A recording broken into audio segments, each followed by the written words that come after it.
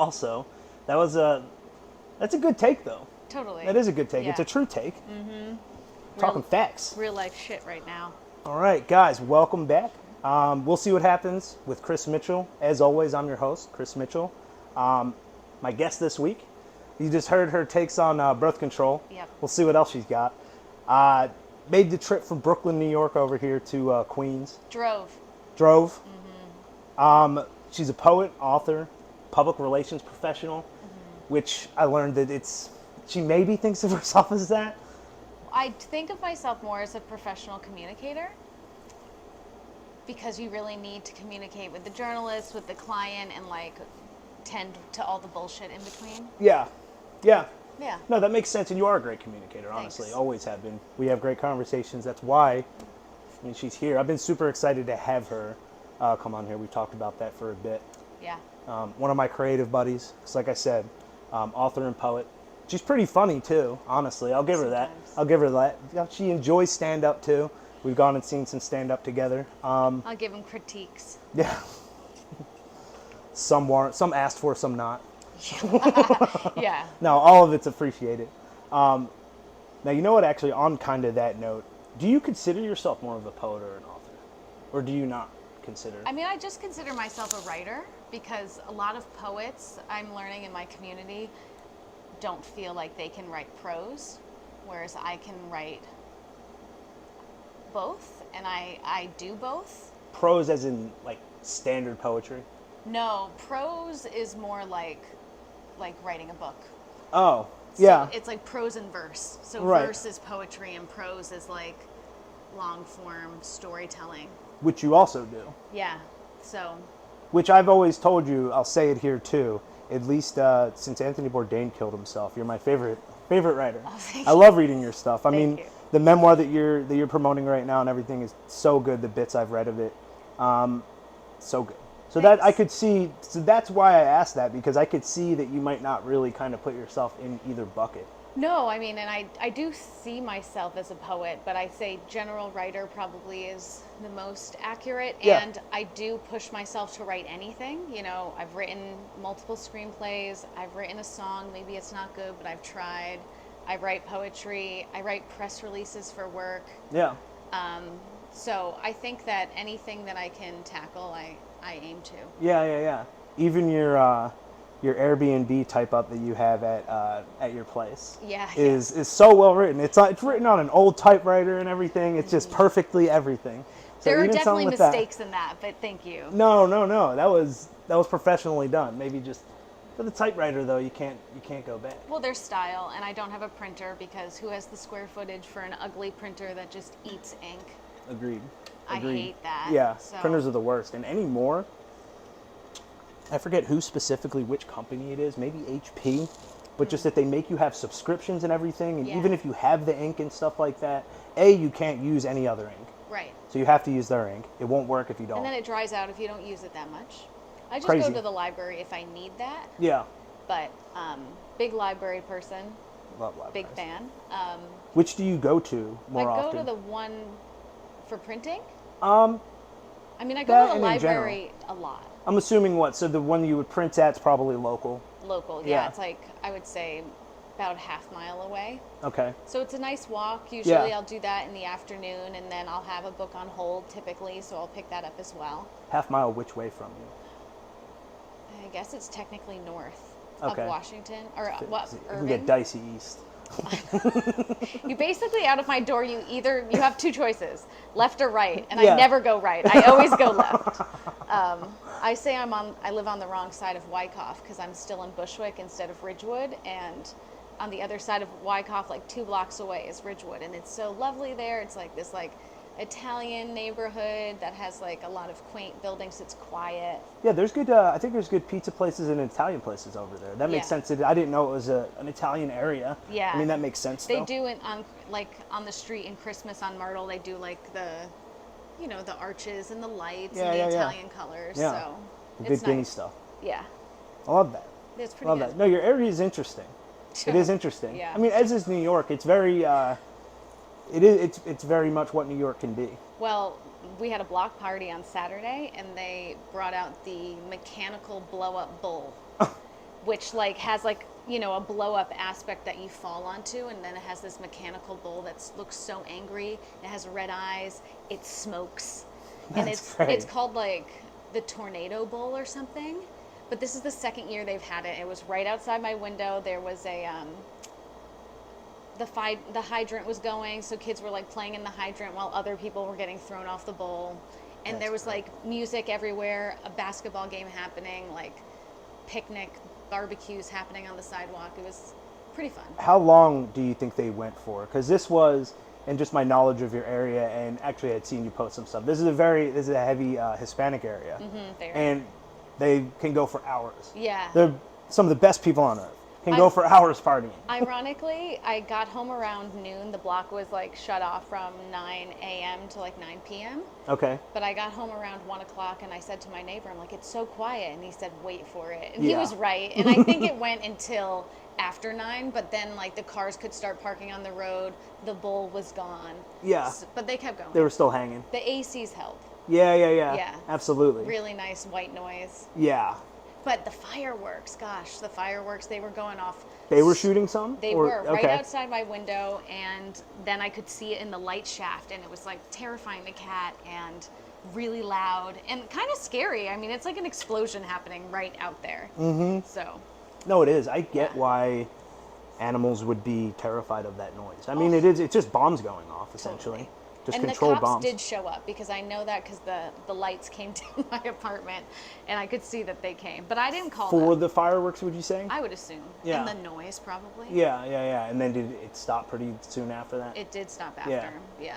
Well, that's a shame. Fuck the police. No, No. not in terms of. No, I mean, did you live through COVID here with the fireworks? I did not. No, I was. My God, it was like being in a. I mean, it was like being in a war zone. What, was that just a form of entertainment for people, No, essentially? it was them fucking with the police. Because that was during all the, like, riots and, like, gotcha. vandalizing and the So this is specifically marches. probably around, George Floyd stuff? Probably, yeah. Because that was the heart like of COVID. That whole summer. The whole summer was just like, I have full-on fireworks shows on my phone, just out my backyard. They were everywhere. That's pretty great. You have a great backyard. Thank also, you. For viewing. And for those who don't know about New York real estate, your backyard doesn't exist. It's crazy that it does. I know. Because elsewhere it doesn't. It's so cool it's the that thing that keeps me. Yeah, I could see that. Because it honestly, like, I sit out there, smoking a cigarette. I feel like if it's hot enough, I can feel like I'm in Florida. Yeah, like, it's just totally. like you're covered with all the green, and just, it's great. Yeah. It's big. It's big. Not here, guys. Yeah. Not here. We'd be doing it out there if we could. Have to. And that was actually, I wanted to, and maybe next time I bring you on, I'll take the trip to Brooklyn. Because I do think that would be, because noise level's not too bad out there. It's like really secluded. Right now it would be fine. Lighting would be good, I think. Mm-hmm. Or at least make the lighting. That would be good. Yeah, let's do that. Yeah, I agree. Okay. Now you kind of touched on verses in vinyl. Yeah. Now really kind of touch on it. Like, start me off with, like, obviously I've been there. It's a great show. An elevator pitch.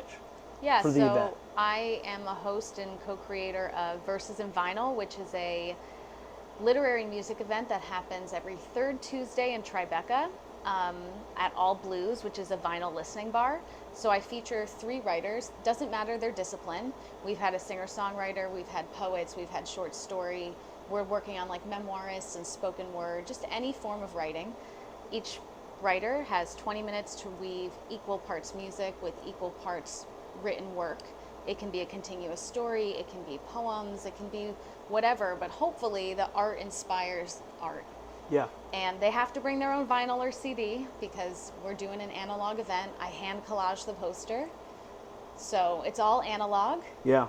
And there's something really beautiful in how present people get with it and how exciting it is for each writer to show off what they do and have new people see them and bring their friends and just have this really fun vibe.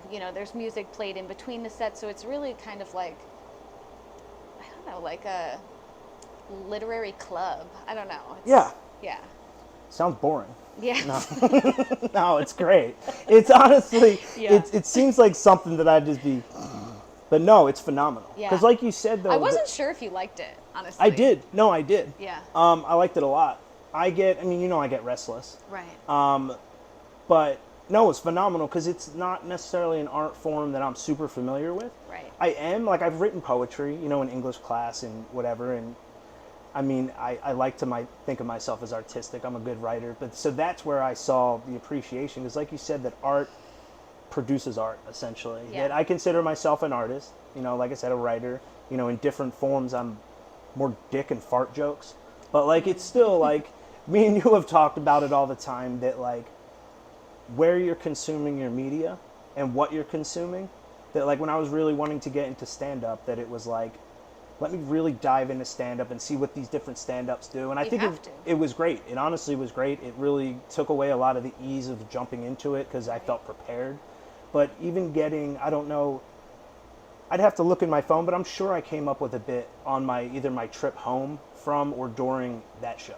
Yeah, I always get inspired after I go to a reading. Even if I go to a reading that I can't stay for the whole time, or circumstances pull me away a lot sooner than I think, I'm always writing, because you're witnessing in a different way. Yeah. You're hearing people talk, you're seeing dynamics. When I wanted to start forming a literary community, I started going to a lot of open mics and a lot of book launches and a lot of book talks, and it's really cool, like the people that I've been able to make connections with, and like they're the people I see the most because I work remotely. Yeah. So yeah. I Absolutely. see them like potentially 2 to 3 times a week, which is a lot for like a group of people that are just meeting up at bars to read poetry. Yeah, it is.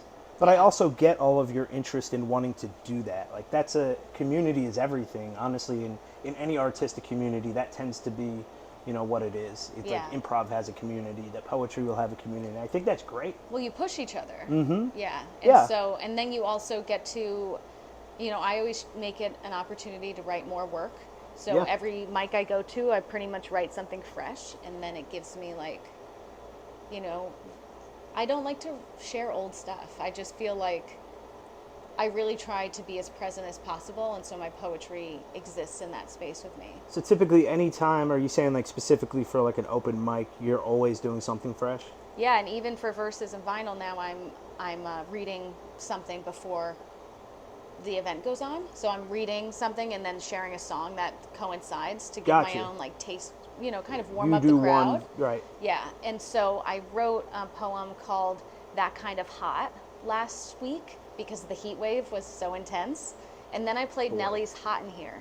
And it was a blast, and everybody was not expecting it. Yeah. Because, like, here's this poem about, like, us being, like, oppressed in this heat, and, like, how terrible it is to go in the subway, and, like, how morale is low, and, like, you can't think, you don't want to eat, like, all of those things that come with a really intense heat wave.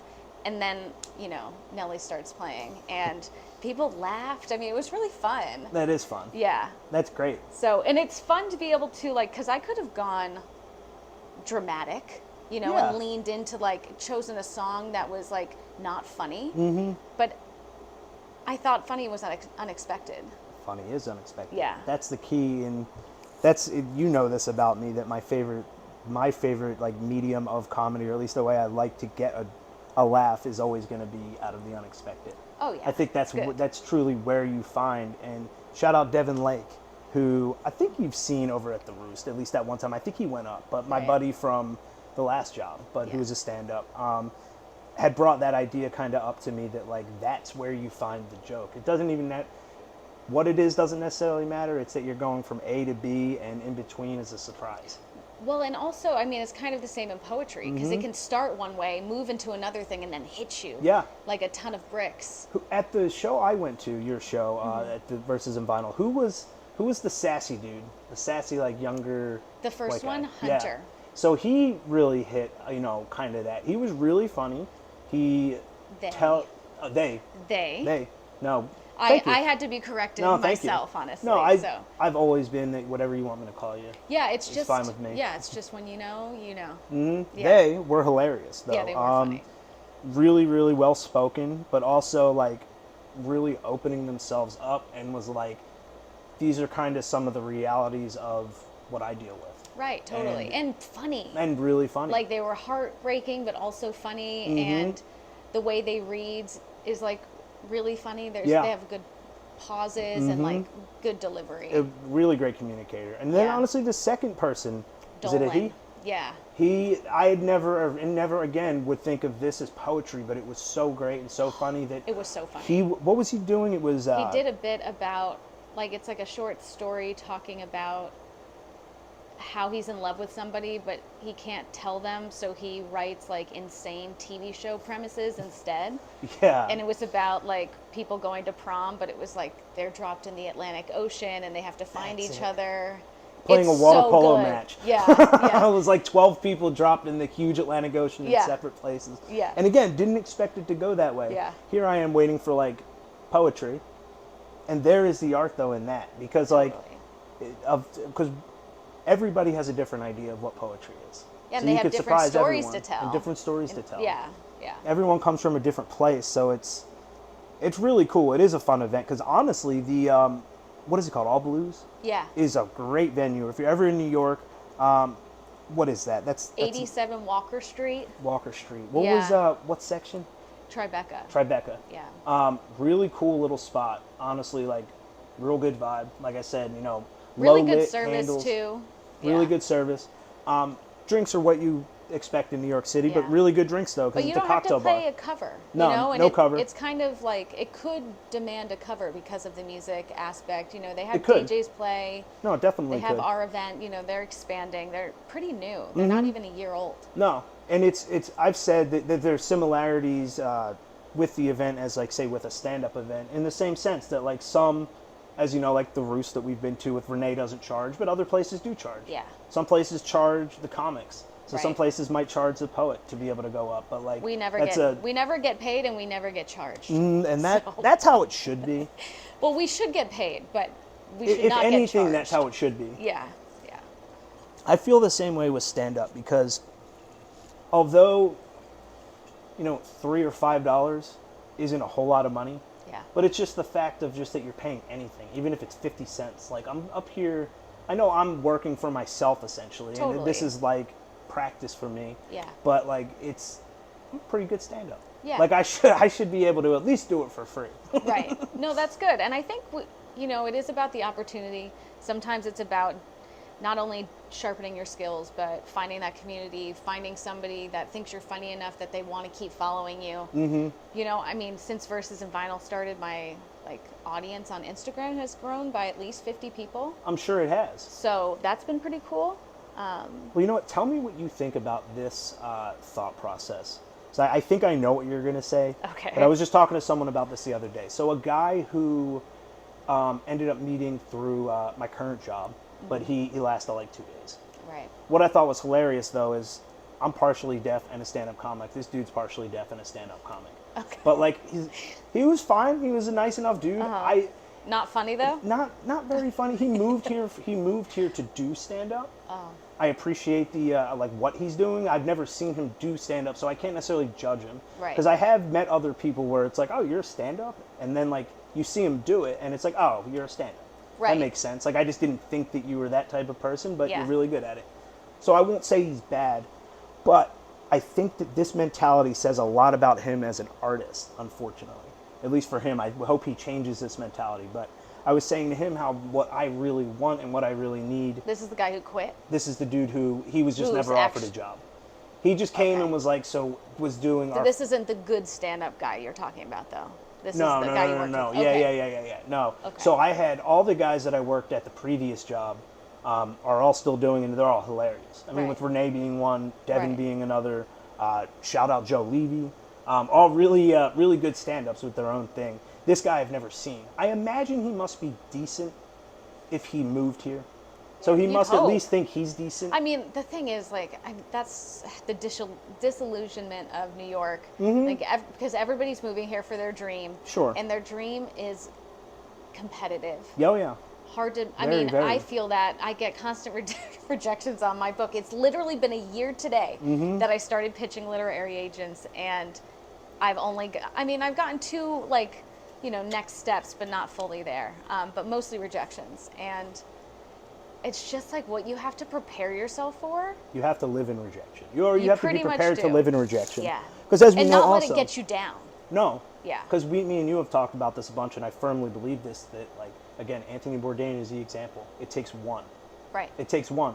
He was ready to give up on trying to do writing and just sent something in because, fuck it, I'll give one last shot. And that was it. Yeah. So for you, all it takes is one person. It's true. You might get 100 rejections. Yeah. And those all suck. Those are not the best. They're not necessarily going to boost your confidence. You can't let it break you down. At this point, it's just like, okay, here's another one. I put it in my file. I write in my spreadsheet that person rejected me, take them off my list, and I move on. It's all part of it, though. Yeah, totally. And now I really know how you're going to feel because, like, yeah, what's this what question? This guy said is, so I was saying to him, I want to get on, like, a good stage, and I want good eyes on me. Not just a casual, comedy viewer. Someone who, someone who makes the list at a place. Right. Because I feel confident enough that I'm ready for that. And he said, I don't know, man. Like, that's like something like, you got to be ready. Like, because it could also go the other way. You could do bad, and then, like, that's the only time they saw you.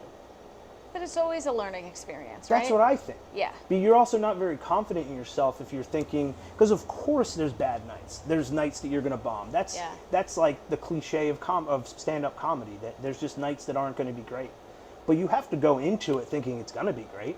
And prepare for it. And prepare. Yeah. You should be ready. You moved here. Right. You moved here I moved here from 90 miles away. Yeah. And, like, that was... Same, actually. The other way, right? Mm-hmm. What, Connecticut? Well, yeah, I mean, technically a little further at the time because I was living in Hartford, but my hometown is like 90 miles away. It's probably legitimately like 100 miles to my hometown. You were living in Hartford? Yeah. That's where my grandpa is from. Oh, cool. Yeah, he moved out of there, years ago, but yeah. Hartford's kind of rough, isn't it? Yeah, it's pretty rough. I thought so. I lived on the south end near Wethersfield, so it wasn't, but if you went down the road like 5 minutes, yeah, it got rough. East Hartford? East Hartford was far from me. Is far from you? Is that not a nice area? No, I never would go to East Hartford. What's funny, though, is that, and I guess this is, also not funny, but like in this case of a lot of cities and stuff, but you go, because you said you were north? South. North is horrible. But North end of Hartford is like known for being bad. I'm saying like 20 minutes outside of Hartford, though, got really nice. Yeah, it's like really in pastoral. Between Springfield and Hartford is like really nice, really kind of rich areas. Tobacco fields, actually. Is it? Yeah. Shout out Siggy Diggies. Yeah, tobacco Shout out fields. the tobacco community. No, that's what did you think of Connecticut in general growing up? I mean, I liked it, and then when I became a teenager, I was like, oh, it's boring. I like went to France, and I was like looking. I had my foreign exchange student's house. I like looked at the Mediterranean Sea and saw this like insane view that he grew up at. And then when I went home and I saw like a line of evergreen trees, I was like, ugh. I was like, what's happening? Yeah. But I really do appreciate it. In retrospect, I really loved it there. It was like a great place to grow up. We had friends in the neighborhood. I had a really nice school experience. So I can't really complain. And I love Connecticut now. I wouldn't move to where my dad is. I would want to go a little like northwestern because that corner is really like country. Mm-hmm. But I the grew northeast corner too. I went there once. Yeah, totally. It was really, what do they call it? The quiet corner, I think. It is it's quiet. Like that whole area because it is. It's just a bunch of farmlands and like not mountains but rolling hills. Yeah, more so. Really pretty. Very. Really pretty. I'm sure riddled with just drug issues. I know they're everywhere though. It's everywhere. But I just know Western Massachusetts is real bad, but no, it is everywhere, and a really rural problem too. Because what else do you do? Yeah. Like. Absolutely. They don't have access. They have access to things, but they don't have access maybe to the culture that might engage them. Yeah. It's like very Give tight you other communities. Outlets. Yeah. No, absolutely.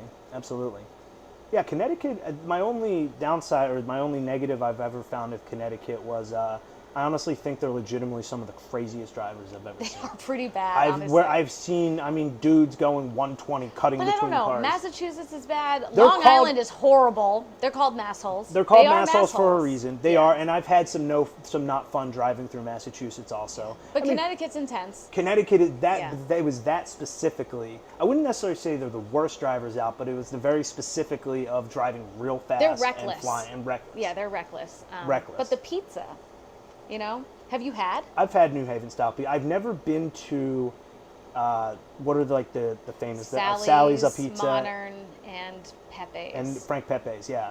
So I've never been to those places. I've had it as a style, and I love it. Okay, we need to go. No, we definitely will. No, I want to hit several because I actually really We should do a tour. I'm 100% down for that because Yeah. I actually love. I went to New Haven once to I love it there. look at West Haven, like College. senior year of high school. Right. And was a really pretty town. So I guess Yeah. what, Yale's there? Yale is there. Really cute little town, and then with all of these like really iconic pizza places. Certain people consider those like their favorite pizza in the country. I might be partial, but it's pretty great. No, I get it. I really get it, especially with. So I think the like red top pizzas look good, but I really think like what their thing, or in my eyes, is the clam pizzas. I knew you were going to say that. I mean, yeah, I would say clam pizza is like definitely, it's a thing. It's not my favorite. No, I've heard people say the same thing. Yeah, but no, they love it there. What I like is that it's unique to that because where else are you going to get clams on a pizza? I'll really? also have to bring you to Roselands, which is like not in New Haven proper, but that's another like spot near. It's a pizza place. Yeah, Roselands a pizza. Yeah, actually, a kid from my school in Derby, Connecticut. like his parents own it. Oh. Yeah. Yeah, but I went reviews. recently when my dad was in the hospital. That's where I was eating because it was like 5 minutes down the road. I'm like, I can't believe I'm close to this place. Dad's okay, guys. So He's good. No worries. Good. But yeah, I had like multiple pizzas there. Looks like It actually is like it's such an even crust. It's like really sturdy, but still crunchy. wow. The Yeah. biggest mass hole of them all. Dave Portnoy gave it an 8.6. It's pretty That's good. big for him. That's a big score. That's a huge score. Ew. And here I'm going to do a callback from episode 1 with Drew. Now let me go be my girlfriend. It's my That's Dave what he Portnoy says? impression. No, he doesn't say that. Oh. He just does that. Got it. Yeah, so it's good. It's worth having. And I had a clam Looks pizza good. there. That's why I brought it up. And I was like, Now, is it... Oh, I mean, they call themselves a pizza, but like the pizza he's eating looks kind of like a normal pie in a sense. Well, I mean, it's like a margarita pie. Yeah. Yeah, that's Which what is he's different. eating. So I guess they probably serve different styles. Or I guess that is, now that I see it, like Yeah, with but the, see how the sturdy char. that crust is? Oh, yeah. You know, and Well, that's that's one of his, and honestly, my favorite things too. He calls it Look at it. the flop. I mean, it's kind of like this. Yeah, no, exactly. Like this. Yeah. Instead of like, you know. Absolutely. No, it holds And together. it's like not super burnt on the bottom. See, It's good. Now I want pizza. I like the well done nature of, we can get pizza. Yeah, we I'm should. always down for pizza. We should. I like the well done nature of the pizza style, of the New Haven style. I like that too. Yeah. It's an aspect of it I love. Yeah. But I mean, we're blessed with great pizza in New York. We love are. New York style pizza. We are, but I don't know. We're going to go on a tour, and then we No, can we talk will. about it next time. We will. Yeah. We will. And I'm going in with, and I'm not setting myself up for failure or anything. I'm going in But there's a with reputation. There is a reputation. There's a reputation, and I know that's fair. I know a lot of people who have done that tour, and like it's their I think favorite stuff. I did bring a half-baked pizza home to my boyfriend so he could try it, and it traveled 2 hours in the car with me, and then I had to heat it in the oven and like fully cook it. And he wasn't really, he's like, it's okay. And I was like, well, I mean, I drove in the car. I'm glad that I thought about doing that one time when I was visiting a friend in Connecticut. I was driving back to Pennsylvania, so 3.5, 4 hours. Yeah. I thought about, and actually coincidentally had a pizza bag in my car. Really? Because I was delivering pizza at the time. Got it. But it wouldn't have held hot that long, though. Nah. And I don't want my first time like trying, one of these iconic places being, a reheat. Totally. Because there are some pizzas that can reheat, right? But I feel like it's just like anything, it's a crapshoot. It was uncut, which makes a difference. For Half-baked uncut. You're supposed to. That's something that is recommended that you cut it if you're not going to, or don't cut it. Yeah. If you have a means of cutting, you're not going to eat it soon. Just most people don't think to ask for their pizza uncut. They just think to ask for their boys cut. Mm-hmm. No, honestly, I'm trying to think I delivered and worked at pizza places for no. I didn't. I made a circumcision joke. Wait, say it again. No, say it again. People don't think to ask for their pizza uncut, but they know to ask for their boys cut. Ah. So if you're smart, maybe Love you got it. that the first time. Yeah. Wow. Foreskin jokes. Yeah. This is why she's here, people. This is a poet. Embarrassing, God. That was good. That's good. Actually, why not? We'll do a fuck, marry, kill on. Since you do foreskin, I'll do a fuck, marry, kill. Okay, fair. Give me good people. Mark Twain. Okay. Edgar Allan Poe. Okay. Going real literary? And Casey Anthony. Really? Really, really. Okay. Well, I mean, I'm sorry, but that's easy. Kill Casey Anthony. Boo! And Edgar Allan Poe. I would fuck Edgar Allan Poe, and I would marry Mark Twain. Nice. Because Mark Twain was like a real, like, traveler, hospitality-centric writer. I've actually been to his house in Hartford. Oh. It's a museum, and they have like a Lego Mark Twain. It's amazing. It's like a life-size Lego Mark Twain with like his hands like holding his like suit jacket in Legos. Now, did he grow up or just live in Connecticut? No, so he's actually from Hannibal, Missouri, which is along the Mississippi River. Okay. And then he moved to Connecticut, and he lived in Hartford for a time when he was really successful. He was actually my thesis was on Mark Twain. Okay. So I know, I mean, not like I know that much about Mark Twain. My teacher knew a lot about Mark Twain, but inadvertently I've learned a lot. Yeah. But he moved to Hartford, built this crazy Victorian house that's like super cool. He went to Europe and literally had like columns and like the fireplace like shipped over from Scotland, like mad money at that time. And when he would have dinner parties, he would have a service from New York City, like a grocer here. Bring food up there, which was like, I think $10 or $20 at the time, which was like insane amounts of money. Yeah, right. For a dinner party. Yeah, just because. Yeah. It's a wild looking house. It's wild. It's huge. So he really like, I don't know, he would be the guy to settle down with. Yeah. And Edgar Allan Poe would probably be a freak. So I think that fuck Edgar Allan Poe.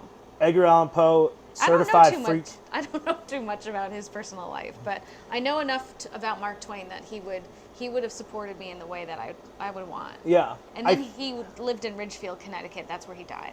That's where Twain died? Yeah. No, I think Edgar Allan Poe, I think is like a little bit of a darker background. But like, that's what I think. Certified freak, Edgar Allan Poe. Fair. Writing about ravens. Yeah, I mean, and just like the gothic nature of his work. Absolutely. And Mark Twain was really like a humorist. And he was really funny. He was. And like irreverent and very, like, it's very Americana, Mark Twain is. It definitely is. Yeah. Outside of, it's been like revisited. Because is he Huckleberry Finn? Mm-hmm. Now, the second one? Because there's the N-word Jim that they call in it and stuff. But like you said, N-word's very used in it. But, I mean, he also was representing like the vernacular of Missouri and of the South. And so for him, he's like showing the reality of how they spoke and what they talked like. What's more American, especially in the 1800s, than some good old-fashioned racism? You know? Yeah, but he wasn't obviously writing. He was writing of the time. Yeah. He was being a voice of. This is what it is. This is what's happening. Yeah. No, almost a character essentially. Yeah, and he also wrote like how it sounded. So not all of Jim's language is like legible English. You have to actually like talk it out to hear it, which is a hard part. Did he write it phonetically? He did. I like that when authors do that. Yeah. There was a book I read that was.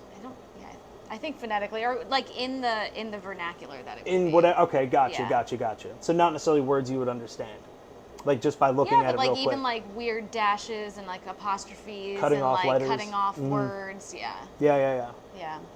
Shout out Mark Twain. Yeah, he rocks. Yeah. Good one. I like that. That was fun, right? Yeah, totally fun. I'm not super surprised you killed Casey Anthony. Yeah, I hoped that. Why would I kill those other guys?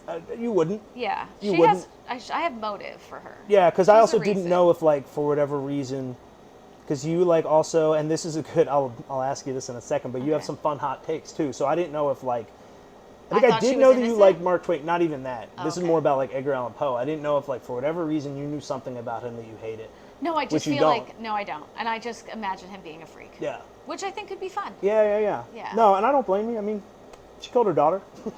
Pretty much. I was working in the grocery store in my hometown when that trial was going on, and I was there in like my ShopRite red smock, and like we were all checking our phones whenever we didn't have a customer to like check in on the case. It was crazy. It was huge. I was working at a camp at the time. And I remember also, same thing, like when it would happen, it was like, damn, really? Right. Not guilty? Yeah. Florida, baby. Yeah, Florida's fucking crazy. Florida's crazy. Yeah. That's why she's one of my favorite, like, stand-up bits, though. There's so much you can do with it. Totally. It's Florida. She killed her kid. Yeah. She was found innocent. Yeah. It's like the white female OJ. Just countless. Kind of. A little bit. Kind of. Without the talent. Without the talent. Well, maybe she is talented, though. Her talent is she's hot. Because I will go to the grave. She is. Okay. She Her is. talent is being able to get off. Yeah. Something that she did. No, I mean, but again, Florida, I don't think she, like, because George Zimmerman also got off in Florida, like 40 miles away from her. So that's more of an indictment of the area, I think. That's true. That's true. I mean, because I've looked through the evidence in that case and everything, and it seems overwhelming. Obviously, the law's the law, certain stuff's allowed in, whatever. I don't know specifically. I've never heard a juror say why they made that decision. Yeah. But to me, it seemed open and shut. Yeah. I don't know. Her dad smells like a dead body in her car, like after she went missing and stuff. You know way like, more than I do. I do. I do not I do. retain it. Mm-hmm. I just remember that moment in time and checking my phone. She's my and celebrity talking with crush. people. You gotta know. Oh my gotta know God. the details. You're really committed to that bit, so that's Commitment. good. That's good. Comedy. Now, do you have a hot take on anything? And I'll give you like an example. I would Okay. say a hot take on something that's maybe universally loved. Now, I don't know. My hot take, this isn't necessarily a band that's universally loved. Because, you know, music is going to be, people will love them, people will hate them. And I understand. I'm saying this also being a huge fan of Dave Matthews and knowing the comparisons. Okay. But I think the Pearl Jam is wildly overrated. I've Okay. thought that forever. I've had people argue with. I don't argue about it. It's just my personal taste. I don't love them. There's songs of theirs I do like, but do you Okay. have something like that? But not music based. It Just doesn't. general. It could be anything. It could be. It could be. You could be a Philadelphian that hates cheesesteaks, which I know you're not. No. Okay, my hot take, if we're going to go with the Connecticut theme, Okay. well, let's talk lobster rolls. Okay. New England lobster roll or Maine lobster roll. Difference is Maine is cold and with mayonnaise, and New England is hot with butter. That one. Right. Yeah. That's it. Yeah. I mean, why? It's like putting ketchup on a filet mignon, putting mayo on cold lobster. I agree with this. And I guess the theory is like it's hot and they want it cold. More refreshing. But like, I was just gonna I say don't know. I wouldn't mind a mix of those. So no mayo, cold lobster, hot butter. okay. I would like that, and maybe like a squirt of lemon. Yeah, that's That would nice. be refreshing. So let's. What's This it is called? not a hot What's take. it called? What are we calling this thing? The Mitch roll. The Mitch roll. The Mitch roll. Okay, we're The gonna order it. combination We're of gonna both. make it happen. Because I do like the idea of like the cold lobster sounds refreshing. I don't love does. doing the whole lobster thing. I think I it's too love much it. work. Oh my God. The brain's grossing me out. I'm so into the work, I can't even tell you. Like, I eat the little legs, like, until I get all the meat out. Like, the little tail fins, I take those apart, and I clean the entire lobster, and I have a lot of pride for that. That's Like, a lot of pride. well, no, you do. You got it. You earn the food that you get. Totally. With seafood in general, especially with, I mean, And it crab's hurts kind your of the same hands, way. man. It It hurts your can. hands, A yeah. lot of cracking. There was actually, for, like, an ex-boyfriend's, like, sister's bridal shower. It was in Rhode Island, and we went to, like, Mystic, Connecticut. Okay. But like they got lobsters to make this lobster salad, and I was around all these people from upstate New York who like literally know how and do like cow milking. Oh wow. But here I am tearing apart these lobsters, and they were like, "Oh my God, how do you know how to do this?" Oh, they didn't know how to do They it. didn't, and I was like a machine. Yeah. Yeah, That's great. it was good. And No. then all those little bits that like I couldn't pick out, I'd like save them for myself and have them later. That's great. Yeah. That's something I Lobster was wish I- my favorite food. Like when when I was with my yaya and papu, and I was like 2 years old, they'd ask me, "What do you want to eat?" And I'd say lobster, and they'd get it for me. So I have like really strong memories of like eating the legs with my yaya. So your favorite food, lobster? I mean, definitely one of them. Yeah. Yeah. Yeah. How do you feel about crab? It's good, but Good. crab is like, I mean, king crab legs, like you need a scissor to go through that. Yeah. That is an intense. That That is is an intense. intense shell. Yeah, that crab claw meat though is just so fucking good. Yeah. So yeah. good. They taste similar. I mean, I think that like, I also really like, my mom thinks this is so gross, but I like the like foamy bits on the lobster. Now, see, that's one of the things I don't like. Love it. Now we're getting it's into, so like- salty and good. God. Lobster liquid. Now we're getting into the brains not and the stuff. green stuff. You don't eat that. You No. don't eat that. But the white bits that it's like, I don't know if it's like, I don't know, like their sweat. AIDS. AIDS? Might be. No, come on. Might be seafood AIDS. We can't confirm or deny. I'm really healthy, so. If anybody knows, what are the little white foamy bits of lobster? Comment. Let us know, because I need to know if this is disgusting or not. Because it doesn't sound out. great. You're already grossed out. I am. I can't believe we went there. I'm so glad. Lobster was not on the... No, not on the agenda. Let's see what happens. You know what I mean? We'll see what happens. We'll see what Every happens. week we'll see what happens. We'll see, not let's see. Got it. But, it's okay. Yeah, let us see. Let's see what happens. Yeah. We'll see what happens. Yes. Always. Okay. I love that. What do you got? What else do you got for me? That was a good hot take. I don't even think that's necessarily a hot take, though, because like we said, we just invented a new sandwich. Yeah, I do agree, though, if people are trying to say that that main version is better than New England, everybody's entitled to their opinions, but their opinion is wrong. Which is why it's a hot take, right? It qualifies. Yeah. Now, maybe I messed up, because I went to, when I went to Quebec, I also went to Maine, and we stopped in Portland. And that's where I did the lobster, did all that. I never got a lobster roll, though. So I don't know if I missed out or didn't, because it sounds like it wasn't going to be that good. Well, I wonder if they have New England style there. I always choose whole lobster, because I would rather the whole lobster than I would bread with a bit of lobster. Yeah. But, I'm an intense lobster lover, so. Yeah. I ate so much lobster in Maine that I got sick of it. I was like, oh my God, I'm having lobster. Oh God, lobster. Lobster again. Yes, lobster. You're in it for the love of the game, it sounds like, though. Yeah. Eating the foamy stuff. Love it. But not the green stuff. I'm a person. Yeah, that was my breaking point with lobster. Yeah. Because it was good, but I also just felt like for the big lobster that was in front of me, the amount of meat I ended up with. And maybe it was just a bad lobster or whatever. It just felt small. And they might have been small, honestly. That's the thing. I wouldn't not eat lobster. For a party, for a Labor Day party my family used to throw, they got a 10-pound lobster. It was it filled a whole igloo cooler that was this big. It was insane. And then would do what with it? We played with it. Would play with it. No, How were you serving it? We ate it. Right. My mom did it. Gotcha, but she was breaking it up and... Well, we had to, I don't know even what pot they boiled it in. No. It was fucking crazy. 10-pound lobster. It was huge. I gotta see what that I'm pretty sure it was 10 pounds. It was big. I think it fed all of us. 10-pound lobster. Let's see what a 10-pound lobster looks like. Oh, yeah. It's a Probably big lobster. bigger than that. Bigger than that? I mean, that doesn't look that big. I mean, it took up a whole big cooler. I hope somebody has a picture of it. That thing looks like...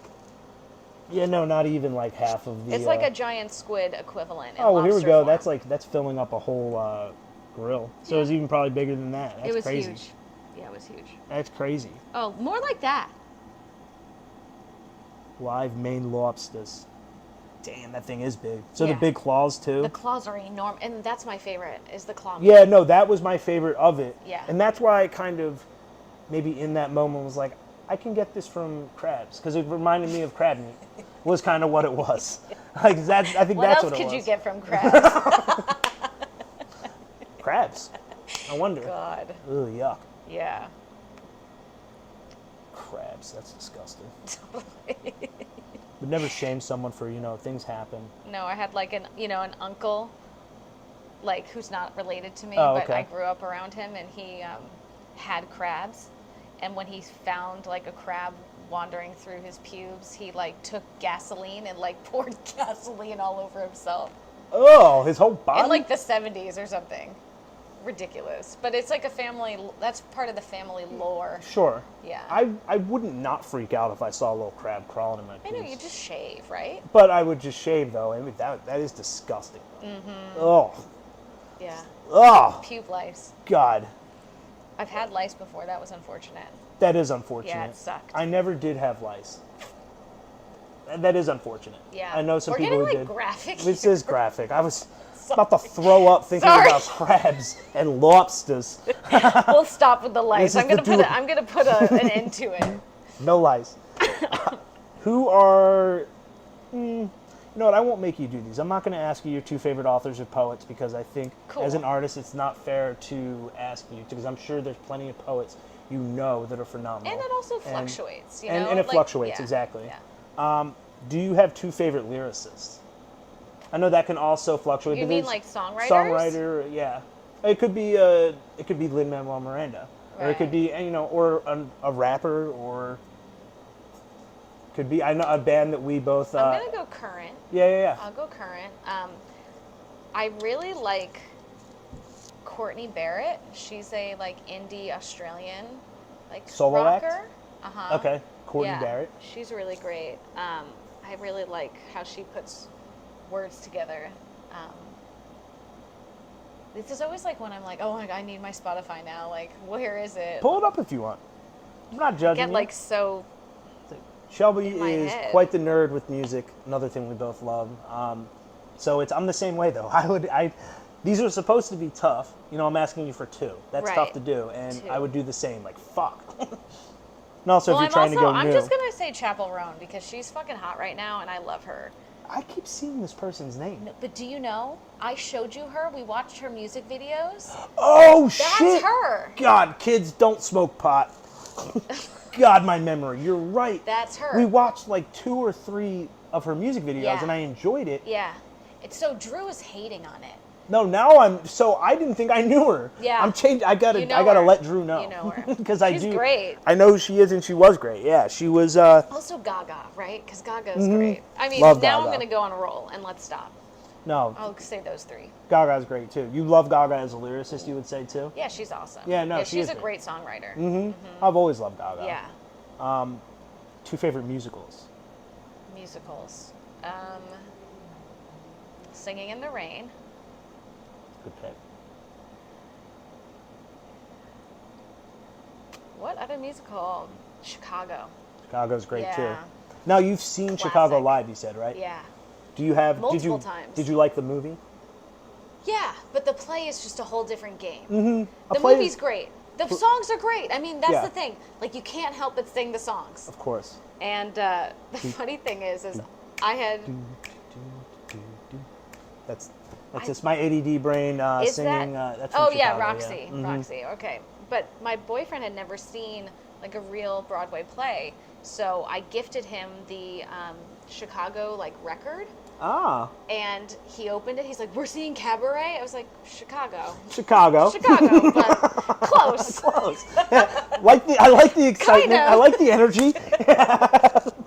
Now you did go see Chicago, right? Yeah. With him. So that was on Broadway. Yeah. What run was it? Was it with Ariana Madix as the lead of Roxy? As Roxy? No, it was with a trans woman Wow. actor. I didn't even know.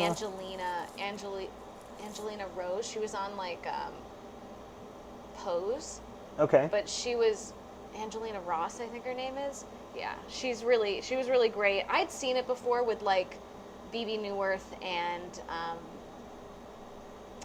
the iconic Bob Fosse's girlfriend. I can't think of her name right now. She's passed, but they were it was the revival. It was in the 90s, so I've seen that one.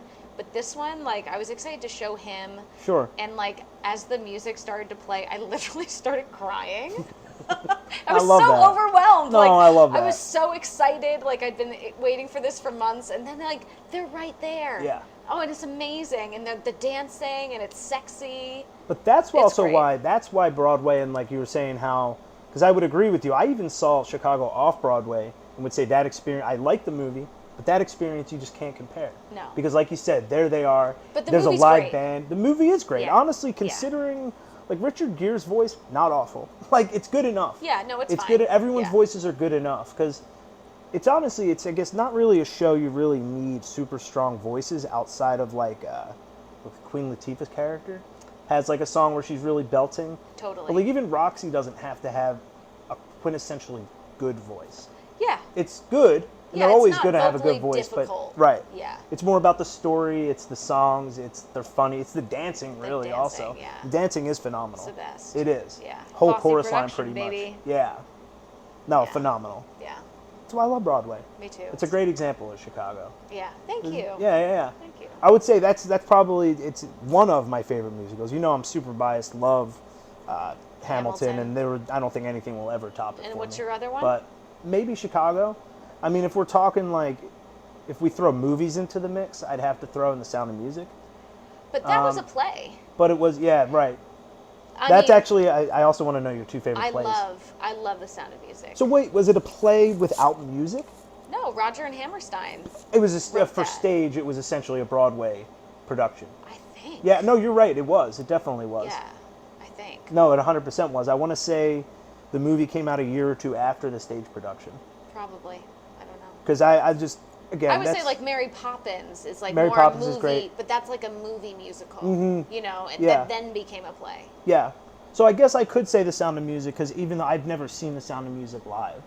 I haven't either. So I'm basing this off of, Julie Andrews and the movie. Well, I but mean, some of the best music. Oh my God, you're basing it off of Julie Andrews, like icon. Love Julie Andrews. Oh, she's such a gem in this world. So talented. I saw this thing on Facebook the other day, or Instagram rather. I don't really use Facebook, but it was like this intensely long song, and her diction was perfect. She just had like all this pronunciation of all these words like within like 30 seconds, and it was perfect. That is great. It was amazing. She's perfect. Yeah, she's she is. perfect, yeah. She's the best. Now, Lin-Manuel Miranda in Hamilton refers to, and I believe it's in the song The Schuyler Sisters, I can't remember, but the line is, the greatest city in the world. He's referencing New York City. Yeah. Right or wrong? Right. Right. And why? Absolutely right. Why? Because it just is. And if people don't get it, I literally have this conversation all the time. Another hot take: New York is the greatest city in the world. Give it to me. That's not a hot take. It's a fact. It's a lot of people say that. And you know what? I was one of those people that had the hot take for years. Again, growing up outside of Philly, coming up here sometimes, I always had the hot take of, I don't really get New York. I don't get it. It's so crowded. Some people it's this, don't, it's that. and I mean, that's the thing. Some people really don't get it. Some people don't like the smells. They don't like the sounds. They think the people are mean, which is like... That was never something I really cared about. Yeah. I mean, the attitude, because like that's a Northeast attitude. People are like that in Philly too. But I also think that if you need help, a New Yorker's going to help you. They're just doing their own thing. I agree. I've come full circle, as you know. I do also agree that it's the greatest city in the world. I love Philadelphia. Yeah. It's kind of hard to not know the difference. That it's like, like you said, people come here for a reason. It's obviously going to be, there's going to be the downsides. Obviously, real estate is awful. The smell's not the best. It's a hard place to live. It is. It's a really tough place. That doesn't mean it's not the best. No, I agree with that, because there's so much. I mean, what are we just in a radius, of 3 miles of things to do, of things to eat, things to see? Yeah. There is a reason. Yeah, the access is crazy. I mean, go to the suburbs and be like, yeah, I'm going to order pizza, and it's 9 o'clock and they're closed. And you're Agreed. like, oh, what are you talking about? Agreed. And, and I think a lot of people, their opinion, the old me, their opinion could have been swayed because I never came to Queens once in my life until I came to see Drew. Yeah. And that was 4 years ago. I moved here 2 years ago. So, I mean, and I went, basically 30 years of my life at that point, and then not really liking New York. I always said I wouldn't move there. Yeah. But then I went to Queens. Really? That's interesting. I always said that. Good for you. I'm glad you did. Oh, it was, at the time, I saw what it could do for me. Mm-hmm. So I was like, you know what, even if I don't love it, and I don't love but that's the duality of me. I always say with me that, like, I'm just as comfortable in the city, I'm just as comfortable in Astoria as I am in the mountains. And you're pretty much the same way. Yeah. I've always, like, I don't know where I'd want to live forever. But the creativity here, the culture here. But that's why I came here. I knew that I needed... But it's hard to leave. Absolutely. It's really hard to leave. Absolutely. As of right now, I don't see... There's nothing pulling me out, because I'm still trying to do stand-up. This is the place to be, to do it. Obviously, you can do it in Florida. There's a lot of clubs in Florida. There's clubs in Philly. COVID kind of changed so many things with like access to things in places that maybe didn't have as much stuff. But it doesn't mean that it's the caliber that it is here. If you can make it in New York, you can make it anywhere. So even if you stay here only for 5 years or whatever, like, you still have, like, your street cred. Yeah, absolutely. You still did it. I've even thought that like, I have, going down to, say, a Florida club, if I want to, get time, or maybe even get, become a paid regular at a place, you were at this place in New York, you're a New York comic. There's something that comes with being a New York comic. And that's why I want to be a New York writer. Because there's, like, there's something that comes with that. Yeah, totally. Again, back to... my favorite writer before he decided to hang himself. Anthony Bourdain is a New York writer. He was very much a New York personality. He was there's something to it. There's proof in the pudding. I'm going to get a bunch of hate from my Philly guys and from Philly people, but I'm also I know that there's plenty of Philly people that also get it too. It took me years. And if they don't get it, honestly, it's really sad. I agree with that. Because Philly's okay, Philly's fine, but Philly also has all these negatives that New York's going to have. Well, also, so Connecticut is basically split in half between whether the Connecticuters like Boston better or New York better. And I'd always be like, well, there's not an option.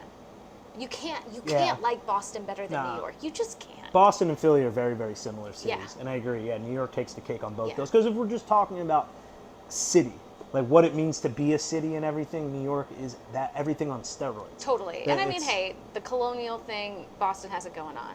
They do. You know? Philly also. Yeah. They both have the history and everything, but New York has history too. Totally. The almost unfortunate thing is that New York was captured by the British pretty early on in the Revolution, so there's like only a lot of British history. But it's got its own cool history because it was settled by the Dutch before the British, right. So it has very Dutch roots. Did you want to be a history teacher?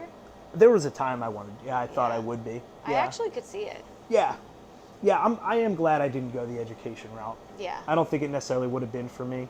I could see that.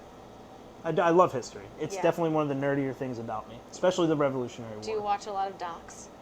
I do watch a lot of docs. I can't even think of the last history doc that I've watched, though. Yeah, I mean, it's not that I'm not interested, but I definitely don't lean into that kind of a doc. Yeah. No, because it's it's boring stuff. There's even been documentaries I've turned off where it's like maybe a topic I'm interested in, but it's boring. Yeah. I mean, there are good, like, Ken Burns has done a lot of good docs. He's done a lot of good docs. Yeah, because he did a Civil War one. He did like Benjamin Franklin. Yes. He did like a lot of ones. They're all on PBS, and I can't access them because you need like a special you need to be login. You need to be a member. Yeah. Now PBS has a lot of good documentaries. Yeah. But no, I can, and this has always been, again, like I have memories, even in my adult life, going to battlefields with my dad, like driving 3.5 hours to go to a battlefield. But like we both love it. We're nerds. I honestly don't think I've ever been to a battlefield. I don't think so. I'm trying to think of what the closest one is. I've never been to Gettysburg. Gettysburg was a battlefield. My brain said Valley Forge. Gettysburg's cool, but again, it's like you get there, and if you're not into it, all it is a huge field. Right. With some towers and stuff like that. And it is, the thing to me that's, obviously it's interesting is that not that thousands of people died, but thousands of people died right there fighting this huge war. That was, especially with Gettysburg, that's what they call the high flood mark of the Confederacy. That's as far north as they got. Right. So it was the battle of the Civil War. Right. So like to me, that's so interesting. It is. But I get why people think it's not a hot take to be bored by history. No. A lot of people are. Yeah. I knew a lot of people like, in school and in classes and stuff. Like I was always surprised if someone was like, history is my least favorite class. Like, really? Not math? Fair. That's good. That's a good point. Math was definitely my least favorite. I liked history. But I don't feel like it. I can retain knowledge about like writers and like the entertainment industry a lot better than I can history. Sure, and I don't honestly half of the stuff with history. I don't know how I remember. You're amazing. But because my memory otherwise is pretty terrible. Right. But again, that's like those are some of the like, about the Wikipedia rabbit holes I go down. But like that can always happen with history, and like I always find myself reading up on John Brown. Like the abolitionist, I think one of the greatest Americans, which apparently is a hot take too, because there's like Southern people who, modern Southern people who think. Why isn't this podcast called Hot Take? Like, what's it could be. It honestly could be. Rebrand. Yeah, we'll see what happens. We will. I mean, it's at very least it's going to be a new segment. Okay. Has to be because I have a lot of hot takes now that I think about it. Or at least just a lot of opinions. Yeah. About you things. Both. Yeah, both. Your hot take wasn't as hot as I thought. About I was the hoping lobster? to disagree with it, but that's okay. You don't have to. I need to think next time. No, because give me a prompt next time so I can prepare a little. I will. Because that's a hard one to come up with. It is, but that's what I like though. I like to struggle a little bit. Yeah. Because I want it to be real a little bit. It's as good as it. We've talked about this before. You think I could probably prepare a little more, and I could. Yeah. I would say I've made adjustments, and we'll do things, but I like the off the cuff nature. That's fine. I know. respect that. Yeah, it's your show. No, it is. Hosted by Chris Mitchell. Yes. But I take this angle right here is because of you. Yeah. Gave me the idea. Yeah. And because I'm a big dummy. Hey, why don't you do the other way? Well, it's just more interesting. It is. It's just a little more interesting. Yeah, it's nice. Half of it's not mine, but it's a lot of good stuff. But you live with it. I do. Yeah. I do like how our place is set up. The well, Met you have stuff, no other not choice. so much. You have no choice. No. And the Met stuff, I can live with it though. Yeah. There's a lot of Met stuff. There is, but you know what? We don't have to talk about it. The Phillies are in first place. We can. Phillies are great this year, and the Mets are doing better right now. They're about to catch the Braves for second, but I don't think this is a hot take. I'm calling the Phillies to win the NL East. Interesting. They've just been on such a tear, so the Mets don't even worry this year. I'm so excited for you. Big baseball fan. Big baseball girl.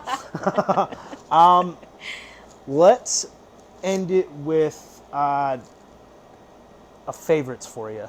Okay. Give me one favorite museum from the only 3 boroughs that matter to us: Manhattan, Brooklyn, and Queens.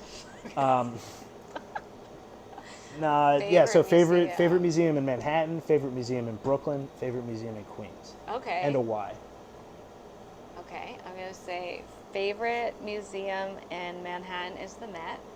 Okay. Because it's iconic. It's Metropolitan the Met. Museum of Art. Yes. MoMA. No, MoMA's modern. Modern. That's modern. So see? the Met is the Metropolitan. Okay. Yeah. The Met. The Met. Yeah. Okay. It rocks. Yeah. Just so much to see. Really historical. I mean, I think you'd really like it. Have you been? I never have. It's amazing. I think I have seen a couple, my Wikipedia rabbit holes of this thing is at the Met. We have to go. Yeah. It's awesome. Definitely down for that. In Brooklyn, my favorite museum, I think the Brooklyn Museum. Okay. Brooklyn Museum is pretty great. Is it a museum, again, is it a history museum about Brooklyn? No, it's just kind of more of an art collection that's called the Brooklyn. Yeah, and they have photography. They have different I went and saw the Bowie exhibit there on my birthday in 2018, which was a retrospective of all of his stuff, and you wore headphones. Okay. And then you walked into each different area. There was a sound zone that then if there was a music video for Life on Mars, that's what you would tune into. Or if he was being interviewed, then that's what you'd tune into automatically. So it depended where you walked, what you heard. Oh, that's cool. It was amazing. That's really cool. It was an immersive gallery experience. Oh, that's great. I love that. So I like that museum. And then and where in Brooklyn is that? It's right on Eastern Parkway. So it's right near the Grand Army Plaza, right near Prospect Park, the Botanical Gardens. So Prospect Park area. Yeah. Okay. Yeah. And then I'll say the Noguchi Museum in Queens, because we were just talking about it. We were just talking about that. And it's more of a design. Yeah, I didn't realize how much of a heavy hitter that place was. Yeah. That I knew it existed, but I didn't realize. Yeah, it's architecturally really, because I think he was an architecture and designer. But I went and saw a big ceramic show there, these pots that were just colossal. Yeah. That were beautiful. So it's really cool. Love that. Yeah. Love that. So we got the Noguchi in Queens. Yep. The Brooklyn Museum in Brooklyn. Yep. And Noguchi Museum in Queens, which is Long Island City, Astoria. Yes. Brooklyn Museum in Prospect Park. And we got MoMA. Yeah. Museum I do need to go to, the Museum of the Modern Image. I've never been to it. So I can't really Museum say. Museum of the Moving Image. Moving Yes. Yeah. So I've never been there either. We'll hit that sometime too. We have a lot of things to do. That we do have a lot of things, but we do a lot of things. We do. It's another true. Another commonality we've always had, a great connection I think, is that we're always looking to do. We're very restless people. I'm always up for, doing something. Yeah. I mean, we've gone to, what was the museum we went to in LIC? It was part of MoMA. I think. PS1. Just another fun thing to do. Yeah. Which is a fun one, but definitely not my favorite. But free entry. You give them your zip code. Exactly. And you're Can't beat that. Long Island City. Yeah, that's what did you say? MoMA PS1. MoMA PS1. Yeah. It's a former school that they turned into an art exhibit, and it is really cool. Yeah. Because that is something that I love museums in general. And again, another nerdy, boring thing about me that I just like. But I think probably helps that I like history. There's a lot of history involved. Totally. And New York has so many. Yeah. And again, like you said, free museums.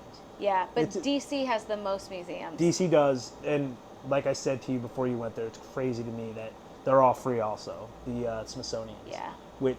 Now you were saying you get a slot now? Yeah, you have to reserve tickets for I mean, the Holocaust Museum, the Air and Space.